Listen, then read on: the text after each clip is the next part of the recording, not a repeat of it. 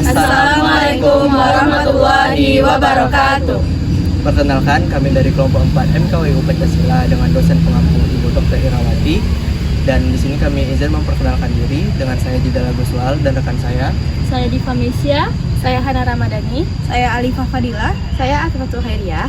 Di sini kami mengangkat diskusi tentang pengaruh paparan ujaran kebencian di media sosial dan dampaknya dalam kehidupan nyata mahasiswa FMIPA Universitas Andalas. Selamat menyaksikan.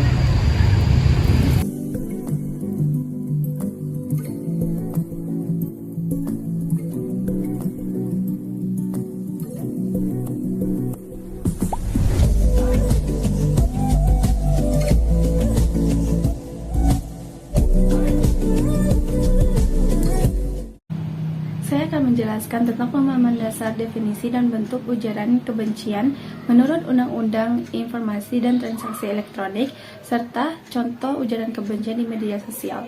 Ujaran kebencian adalah tindakan komunikasi yang bertujuan untuk menimbulkan rasa kebencian atau permusuhan terhadap individu atau kelompok.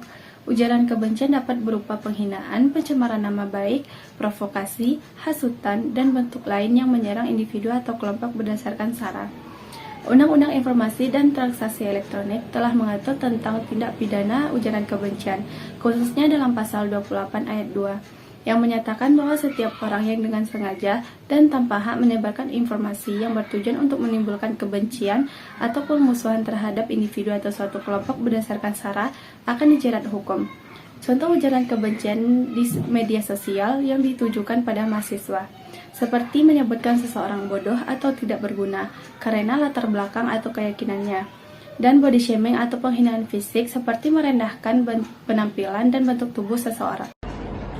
Nah, seperti yang kita tahu, ketika kita menyebar ujaran kebencian kepada seseorang seperti mahasiswa, itu akan sangat berdampak kepada psikologisnya, sosialnya, dan akademiknya. Yang pertama yaitu ada dampak psikologis, contohnya seperti mahasiswa akan sering mengalami emosi negatif seperti marah, sedih, takut, malu, tertekan, dan sakit hati. Yang kedua ada dampak sosialnya, ya contohnya seperti mahasiswa akan takut berinteraksi kepada lingkungan sosialnya dan kurang percaya diri dalam berinteraksi dengan orang. Dan yang terakhir adalah dampak akademiknya, contohnya seperti menurunnya konsentrasi belajar mahasiswa, motivasi belajar mahasiswa, dan kurangnya percaya diri dalam berinteraksi di dalam kelas. Di era digital seperti sekarang, media sosial telah menjadi ruang terbuka bagi siapa saja untuk menyuarakan pendapat. Namun, sayangnya, ruang terbuka ini sering dipenuhi oleh ujaran kebencian yang tidak hanya menyakiti, namun juga bisa memecah belah. Sebagai mahasiswa FMIPA, kita bukan hanya dituntut cerdas dalam bidang akademik, tetapi juga dalam bersikap, terutama saat berinteraksi di dunia maya. Karena satu komentar negatif bisa berdampak besar bagi orang lain, dan satu tindakan positif juga dapat menular dan menginspirasi banyak orang. Kita punya peran penting dalam menciptakan suasana yang sehat di media sosial. Mulailah dengan berpikir sebelum mengetik, tanyakan kepada diri sendiri, apakah ini membangun atau justru menyakiti. Selain itu, biasakan untuk memverifikasi informasi sebelum membagikannya, agar kita tidak tanpa sadar ikut menyebarkan kebencian. Tunjukkan empati kita, dukung teman yang menjadi korban, dan jika melihat konten yang mengandung ujaran kebencian, kita laporkan dan jangan diam. Bersama, kita bisa menjadikan ruang digital lebih aman dan nyaman, karena perubahan yang besar itu selalu dimulai dari langkah kecil yang kita ambil hari ini. Di Indonesia, tindakan ini bukan sekadar masalah etika, melainkan pelanggaran hukum yang diatur tegas dalam Pasal 28 Ayat 2 Undang-Undang Nomor 1 Tahun 2024 tentang perubahan kedua atas Undang-Undang ITE yang mengancam pelaku dengan pidana penjara paling lama 6 tahun dan atau denda hingga 1 miliar rupiah, serta beberapa pasal relevan dalam KUHP. Nah, risiko hukum yang membayangi pelaku ujaran kebencian ini meliputi proses pelaporan oleh korban atau masyarakat, penyelidikan dan penyidikan oleh aparat kepolisian, penetapan sebagai tersangka, kemungkinan penahanan, hingga proses persidangan dan putusan pengadilan yang berujung pada catatan pidana. Namun, konsekuensi ujaran kebencian ini tidak hanya berhenti pada ranah hukum semata, dampaknya meluas hingga konsekuensi sosial seperti pengucilan dan hancurnya reputasi pribadi maupun profesional. Nah, konsekuensi psikologis bagi pelaku yang tertekan maupun korban yang traumatis, hingga konsekuensi ekonomi berupa biaya hukum dan kehilangan peluang kerja. Bahkan di level yang lebih luas, ujaran kebencian ini dapat memicu konflik sosial dan mengganggu stabilitas masyarakat. Oleh karena itu, mari kita pahami bersama bahaya ujaran kebencian ini demi menciptakan ruang digital yang lebih aman, bertanggung jawab, dan positif bagi kita semua. Siang Bang, halo, kenalin aku Dila dari perwakilan kelompok 4 MKWI Pancasila. Di sini aku mau minta waktu Abang sebentar untuk wawancarai tentang ujaran kebencian di media sosial. Nah, sebelumnya aku mau minta Abang untuk kenalin diri dulu nih. Abang namanya siapa, terus dari fakultas mana? Oke, salam kenal Kak Dila. Sebelumnya perkenalkan, nama saya Fauzi Taufik Rahman dari Fakultas Matematika dan Ilmu Pengetahuan Alam, tepatnya dari jurusan Matematika. Biasa dipanggil Opik aja Kak.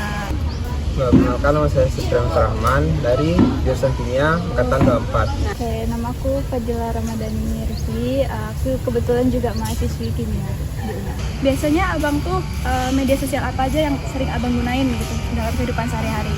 Untuk saat ini sih kalau aku makainya yang lebih sering tuh buat WhatsApp, terus TikTok, dan juga Instagram. Itu aja sih untuk sekarang gitu lah. Itu yang lebih sering? Iya, ya? yang lebih sering. Dong, tadi itu pernah nggak sih kayak abang pas ngepost sesuatu terus abang dapat hate comment atau dijudge sama seseorang gitu, pernah nggak? Untuk dapat head comment mungkin nggak ada ya, cuman bercanda sama teman mungkin kayak gitu aja.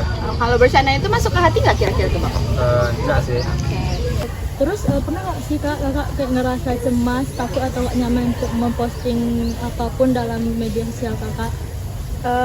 Pernah ragu gitu, meskipun TikTok aku ataupun Instagram aku juga private ya, dan hanya orang-orang dalam aja.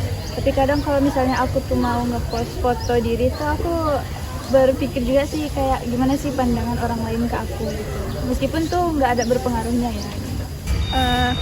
Menurut Abang nih, apakah ujaran kebencian di media sosial itu bisa mempengaruhi hubungan antar mahasiswa? Kayak misalnya kita ini kan dari Fakultas MIPA, ada nggak pengaruhnya gitu?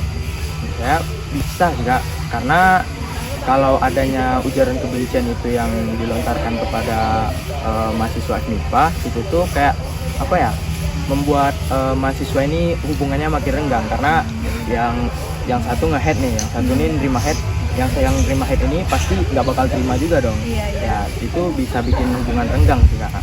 Menurut abang sendiri itu apa sih yang bisa dilakukan sebagai mahasiswa FMIPA untuk mengurangi penyebaran ujaran kebencian di medsos ini? Untuk yang bisa dilakukan mungkin dari diri sendiri dulu. Mungkin kayak janganlah kita kayak ngelakuin head comment di media sosial ataupun dunia nyata gitu. Yang kedua mungkin kayak jangan dibawa ke kehidupan sehari-hari lah. Jadi kayak apa yang didapatkan di media sosial jangan sampai mempengaruhi kehidupan sehari-hari kita. Lebih pintar-pintar memisahkannya aja. Nah, lanjut pertanyaan terakhir ya kak, apa harapan kakak sendiri terhadap penggunaan media sosial yang sehat di kalangan mahasiswa MIPA? Menurut aku seharusnya media sosial itu tuh digunakan secara bijak dan bisa menjadi ruang untuk saling memperkuat solidaritas satu sama lain gitu. Karena media sosial itu kan banyak fungsinya ya, dan itu bisa kita gunakan sebagai untuk mendukung satu sama lain, saling ya menghargai lah gitu. Menurut aku itu aja sih harapan kak. Terima kasih ya kak telah meluangkan waktunya untuk bersedia menjawab pertanyaan dari saya. Terima kasih kak. Terima kasih ya Bang. Iya. Terima kasih ya bang atas waktu